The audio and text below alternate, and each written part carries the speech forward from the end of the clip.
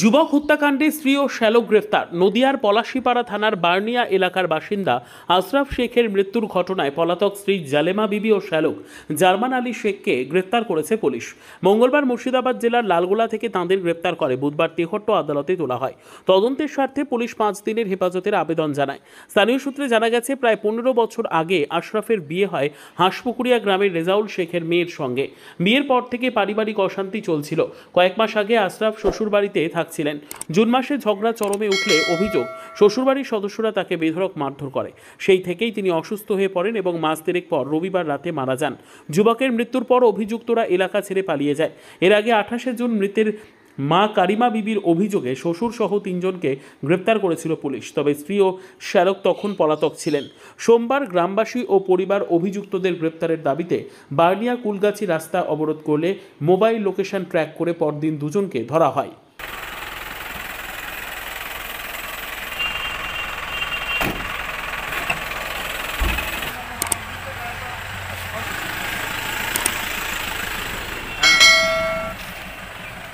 আমাদের কাছে একটা অভিযোগ হয় গত 28/6/2025 তারিখে।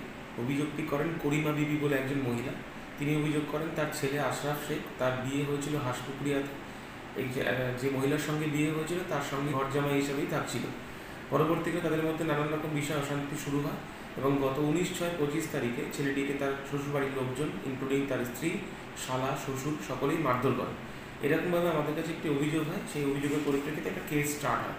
টোটাল আমাদের এই কেসে 5 জন আসামি ছিলেন।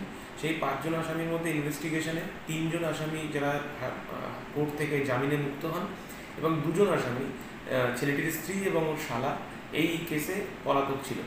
গত 3 দিন আগে ছেলেটি ওই ইনজুরির কারণে হাসপাতালে ভর্তি ছিল এবং তার পরবর্তীকালে 1.5 মাস পর মারা যায়। 3 দিন আগে যখন ছেলেটি মারা যায় তখন স্বভাবতই যে 2 জন পলাতক ব্যক্তি তারাও পালিয়েই ছিল এবং বাকিরাও এলাকা থেকে পালিয়ে যায়। আমরা কন্টিনিউ রেড চলছিল আমাদের, কিন্তু আমরা 2 জনকে ধরতে পারছিলাম না। ওই ঘটনার পর ছেলেটির পোস্টমর্টম হয় এবং গতকাল আমরা বাকি 2 জনকেও অ্যারেস্ট করেছি লালগোলা থেকে, যারা পালিয়েছিল। তাদের একটা টিএল আমরা মোবাইল নাম্বার থেকে টিএল নাম্বার নিয়ে এবং সেই টিএলের লোকেশন ধরে আমরা ওদেরকে অ্যারেস্ট করেছি। আজকে ওদেরকে কোর্টে পাঠানো হচ্ছে এবং এই 2 জনকে আমরা পিসি রিমান্ডে চাইব, কারণ ঘটনাটা অ্যাকচুয়ালি কী ঘটেছিল, কীভাবে মারামারি হয়েছিল, কী কারণেই বা হলো, মোডাস অপারেন্ডিটা আমরা জানার চেষ্টা করব। কি নাম ধৃতদের স্যার? যারা ধরা পড়েছে তার নাম জালেমা বিবি এবং ওর ছেলের যে ছেলেটি অ্যাকিউজড আছে তার নাম হচ্ছে জার্মান শেখ, মানে শালা, এবং যে মারা গেছে তার স্ত্রী। এই 2 জন অ্যারেস্ট হয়েছে। হাঁসপুকুরিয়ার কোথায় বাড়ি? এদের হাঁসপুকুরিয়াতে বাড়ি। হাঁসপুকুরিয়া একদম শেষ প্রান্তে মাদ্রাসা পাড়া বলে একটি পাড়া আছে, সেখানে ওদের বাড়ি।